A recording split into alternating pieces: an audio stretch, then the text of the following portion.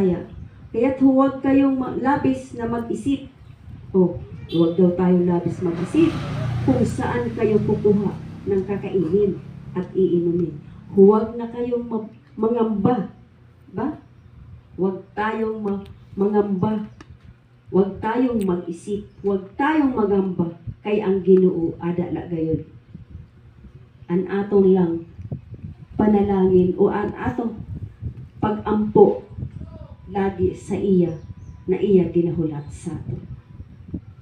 Kailangan naton mga kapatid, magpakatibay kita na dili kita magkaroon ng kabalisahan sa atong buhay tungkol sa atong katawan.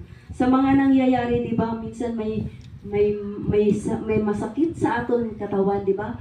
Kailangan naton sa Ginoo na paayuhon kita. Ako nga sa akong buhay, damo ako nararamdaman.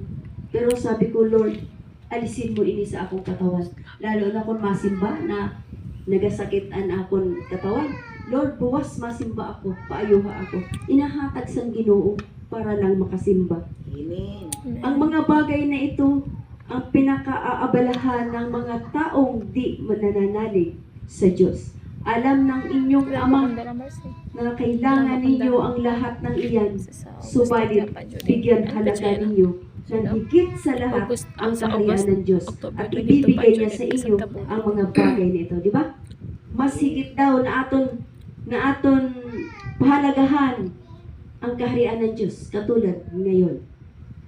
Amin ang gusto sang Ginoo na pahalagahan naton ang iyang ginharian. Amen. Ang iyang kaharian. Amen.